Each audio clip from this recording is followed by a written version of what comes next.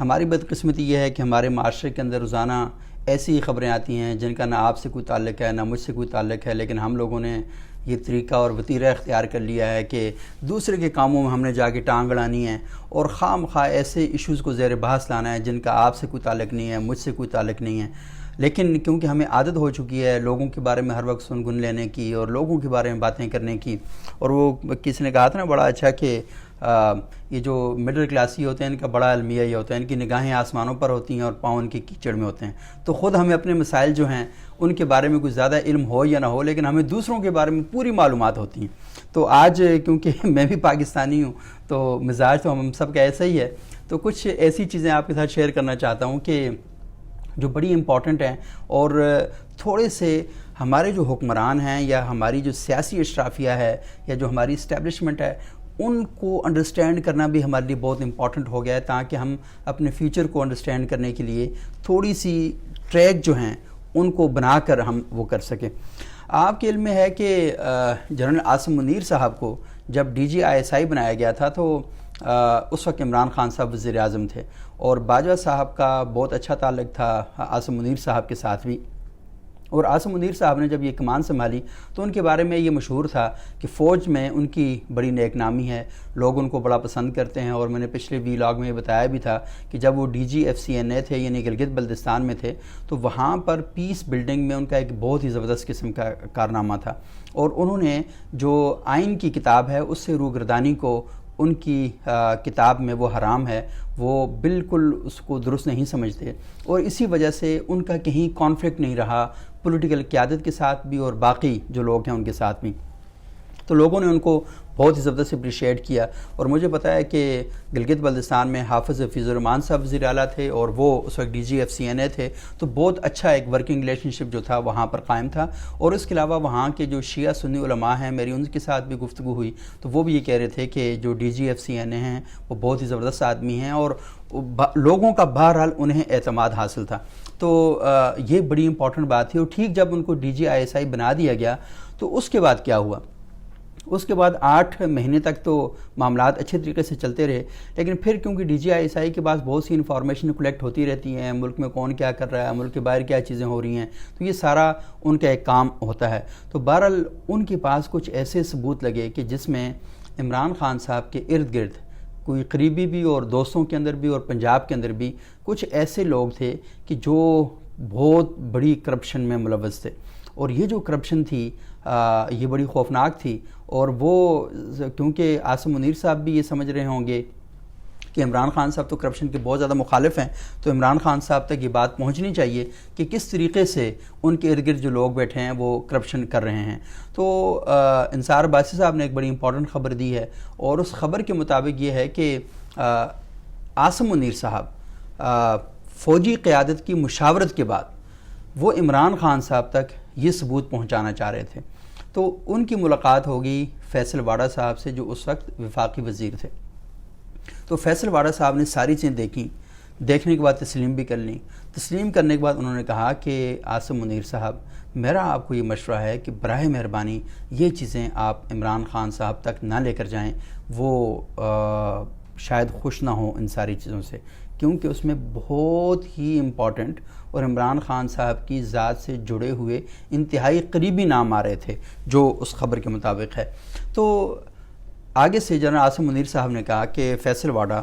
کیا تم چاہتے ہو کہ میں اپنے ملک کے ساتھ اور اپنی قوم کے ساتھ دشمنی کروں؟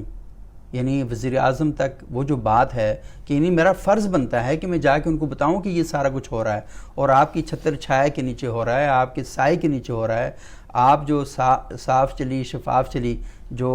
کرپشن کو ختم کرنے کے لیے آئی تھی پارٹی، اس کے تحت ہو رہا ہے، تو میرا یہ کام بنتا ہے کہ میں جاؤں اور جا کر ان کو یہ بات کروں۔ تو بہرحال عاصم منیر صاحب چلے گئے عمران خان صاحب کے پاس اور انہیں جا کر یہ ساری چیزیں بتائیں۔ عمران خان صاحب کا موڈ بڑا آف ہو گیا اور بڑی تفصیل کے ساتھ انہوں نے سارے ثبوتوں سمیت ساری چیزیں رکھیں۔ تو عمران خان صاحب نے اس وقت یہ کہا کہ you are crossing the red line, آپ سرخ لائن کو عبور کر رہے ہیں۔ اب ثبوت بھی ساری چیزیں سامنے تھے، ساری چیزیں بھی سامنے تھیں، اور پھر اس کے بعد مبینہ طور پر جو باتیں کی جاتی ہیں کہ انہوں نے جنرل فیض صاحب سے کہا کہ یہ شخص از ناٹ ایکسیپٹیبل، یہ ہمارے لیے قابل قبول نہیں رہا، اور باجوہ صاحب کی ملاقات ہوئی عمران خان صاحب کے ساتھ، اور عمران خان صاحب نے باجوہ صاحب کو کنونس کرنے کی کوشش کی کہ یہ نہیں چاہیے. تو باجوہ صاحب نے ان کو بتایا کہ وہ جو چیزیں آپ کے پاس لے کر آئے تھے یا آپ کو بتائی تھی انہوں نے، وہ ایسا نہیں ہے کہ وہ انفرادی سطح پر لے کر آئے ہیں، بلکہ وہ مشاورت کے ساتھ لے کر آئے تھے کہ ہاں عمران خان صاحب کے علم میں یہ ساری باتیں آنی چاہیے اور عمران خان صاحب کو پتہ چلنا چاہیے کہ ان کے دائیں بائیں جو لوگ ہیں وہ کیا کر رہے ہیں. تو یہ ایک طرح سے گڈ ول کے طور پر تھا، ایک اچھا جو کیا کہتے ہیں خوشگوار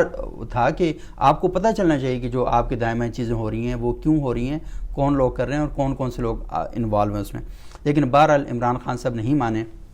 اور یہی وہ موقع تھا کہ جب جنرل باجوہ کی اور عمران خان صاحب کی جو ورکنگ ریلیشن شپ تھی اس میں ایک کھٹک پیدا ہوئی، ایک دراڑ پیدا ہوئی. اور پھر اس کے بعد جنرل قمر باجوہ صاحب نہیں چاہ رہے تھے کہ یہ ساری چیزیں اس طرح چلیں، تو انہوں نے ان کو ان کے عہدے سے ہٹا دیا، D G I S I کے عہدے سے، اور جنرل فیض صاحب کو وہاں پر لے کر آگے. اور جنرل فیض صاحب آپ کو پتہ ہے کہ عمران خان صاحب کے بڑے پسندیدہ آدمی تھے، اور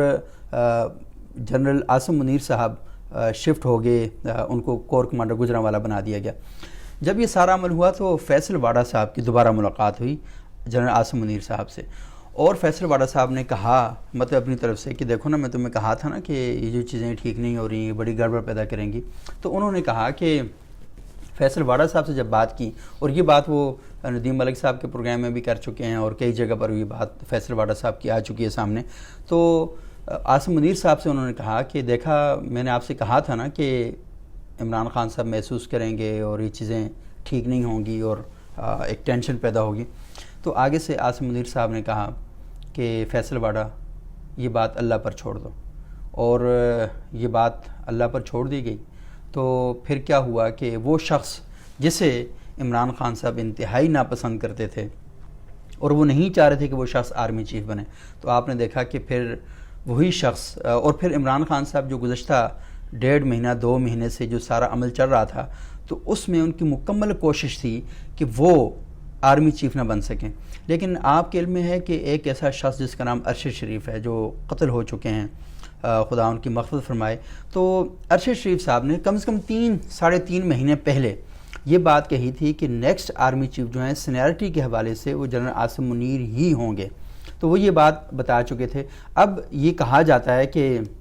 اور ارشد شریف صاحب نے اپنی گفتگو میں یہ بات بھی کہی تھی کہ وہ انتہائی آئین کے مطابق چلنے والے آدمی ہیں، انتہائی شریف و نفس آدمی ہیں. تو یہ ساری تعریف کرنے کے بعد اب وہ لوگ جو یہ سمجھتے ہیں کہ ارشد شریف صاحب بڑے انتہائی پرو پی ٹی آئی تھے، وہ ٹھیک ہے، وہ لگتے تھے بڑے پرو پی ٹی آئی، لیکن یہاں پر صحافتی حوالے سے دیکھیں کہ انہوں نے بڑی ذمہ داری کے ساتھ یہ پیشن گوئی کی تھی، اور یہ بتایا تھا پیشن گوئی نہیں تو خبر ہے سیدھی سی کہ ان کا آنا بنتا بھی ہے، اور وہ آئین کے مطابق چلنے والے آدمی ہیں. وہ کہتے ہیں نا کہ بک کو سامنے رکھ کے ایک ایک چیز کرنا، اس کے مطابق چل رہے ہیں. تو ارشد شریف صاحب نے یہ بات بہت پہلے بتا دی تھی، لیکن اگر عمران خان صاحب اور ارشد شریف صاحب ایک پیج پر ہوتے تو شاید یہ باتیں نہ کر رہے ہوتے. تو وہ اپنی صحافتی ذمہ داریوں کو اس طریقے سے پورا کر رہے تھے. لیکن یہ عمران خان صاحب کو بہرحال بعد میں طویل تگ و دو کے بعد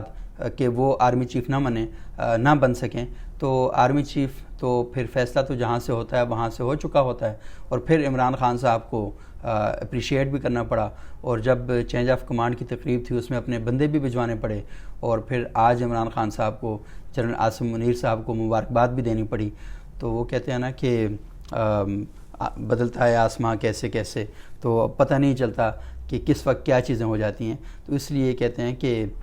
جب آپ کے پاس اقتدار ہو تو آپ کو ذرا دھیمی رفتار سے چلنا چاہیے. ایسا نہیں کرنا چاہیے کہ آپ کل اپنے ہی اعمال پر شرمندہ ہوتے پھریں.